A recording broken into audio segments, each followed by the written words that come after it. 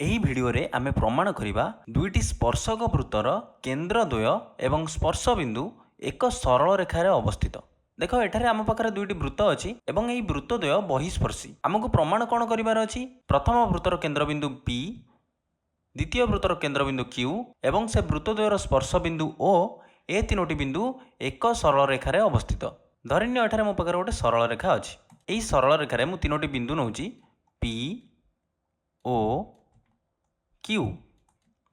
ଏବେ ଯେତେବେଳେ ତିନୋଟି ବିନ୍ଦୁ ଗୋଟିଏ ସରଳ ରେଖାରେ ରହେ ସେଠି P O Q କୋଣର ପରିମାଣ କେତେ ହେବ?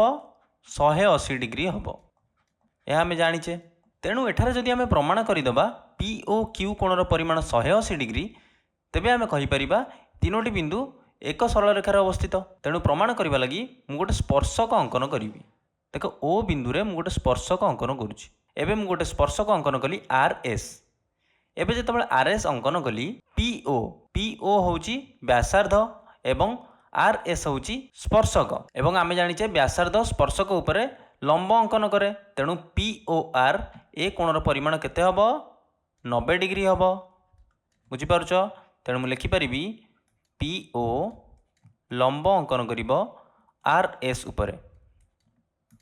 ତେଣୁ POR କୋଣର ପରିମାଣ କେତେ ହେବ? 90 डिग्री ହେବ। ସେପରି QO ବି ଗୋଟେ ବ୍ୟାସାର୍ଦ୍ଧ ହେବ ଏବଂ QO RS ଉପରେ ଲମ୍ବ ଅଙ୍କନ କରିବ। ବ୍ୟାସାର୍ଦ୍ଧ ସ୍ପର୍ଶକ ଉପରେ ଲମ୍ବ ଅଙ୍କନ କରିବ। ତେଣୁ QOR କୋଣର ପରିମାଣ ବି 90 डिग्री ହେବ। ତେଣୁ ମୁଁ ଲେଖିବି QO ଲମ୍ବ ଅଙ୍କନ କରିଛି RS ଉପରେ, ତେଣୁ QOR କୋଣର ପରିମାଣ 90 डिग्री। ଏବେ ଆମେ POQ କୋଣର ପରିମାଣ ବାହାର କରିବା। POQ କୋଣର ପରିମାଣ POR କୋଣର ପରିମାଣ ଯୁକ୍ତ ROQ କୋଣର ପରିମାଣ। ଏବେ POR କୋଣର ପରିମାଣ କେତେ? 90 डिग्री। ROQ କୋଣର ପରିମାଣ ବି 90 डिग्री। ତେଣୁ 90 डिग्री ଯୁକ୍ତ 90 डिग्री କେତେ ହେଲା? 180 डिग्री। ତେଣୁ POQ କୋଣର ପରିମାଣ ହେଉଛି 180 डिग्री। ତେଣୁ P ବିନ୍ଦୁ, O ବିନ୍ଦୁ ଏବଂ Q ବିନ୍ଦୁ ଏକ ସରଳ ରେଖାରେ ଅବସ୍ଥିତ। ଏଠାରେ ଆମେ ଦୁଇଟି ବହିଃସ୍ପର୍ଶୀ ବୃତ୍ତ ନେଇଛେ। ଏବେ ଦୁଇଟି ଅନ୍ତଃସ୍ପର୍ଶୀ ବୃତ୍ତ ନେଇକି ଦେଖିବା। ଏବେ ପିଲାମାନେ ଦେଖ, ଏଠି ମୁଁ ଦୁଇଟି ବୃତ୍ତ ନେଇଛି ଏବଂ ବୃତ୍ତ ଦୁଇଟି ଅନ୍ତଃସ୍ପର୍ଶୀ। ଗୋଟିଏ ବୃତ୍ତ ଭିତରେ ଆଉ ଗୋଟେ ବୃତ୍ତ ଅଛି। ବଡ଼ ବୃତ୍ତର କେନ୍ଦ୍ରବିନ୍ଦୁ କ'ଣ? P ଏବଂ ଛୋଟ ବୃତ୍ତର କେନ୍ଦ୍ରବିନ୍ଦୁର ନାମ ହେଉଛି O। ଏଠାରେ ବି ଆମକୁ କ'ଣ ପ୍ରମାଣ କରିବାର ଅଛି? QOP ଏକ ସରଳ ରେଖାରେ ଅବସ୍ଥିତ। ଏଠି ମୁଁ ଗୋଟେ ସ୍ପର୍ଶକ ବି ଅଙ୍କନ କରିଛି RS। ତେଣୁ ଏଠାରେ ଯଦି ମୁଁ PQ ଏ ବ୍ୟାସାର୍ଦ୍ଧ ଅଙ୍କନ କରିବି, PQR ଏହି କୋଣର ପରିମାଣ ହେବ 90 डिग्री। PQ ବ୍ୟାସାର୍ଦ୍ଧ, RS ହେଉଛି ସ୍ପର୍ଶକ ଏବଂ ସେମାନଙ୍କ ମଧ୍ୟରେ କୋଣ ହେବ 90 डिग्री। ଧରିନିଅ ଏ ବିନ୍ଦୁର ନାମ ହେଉଛି O।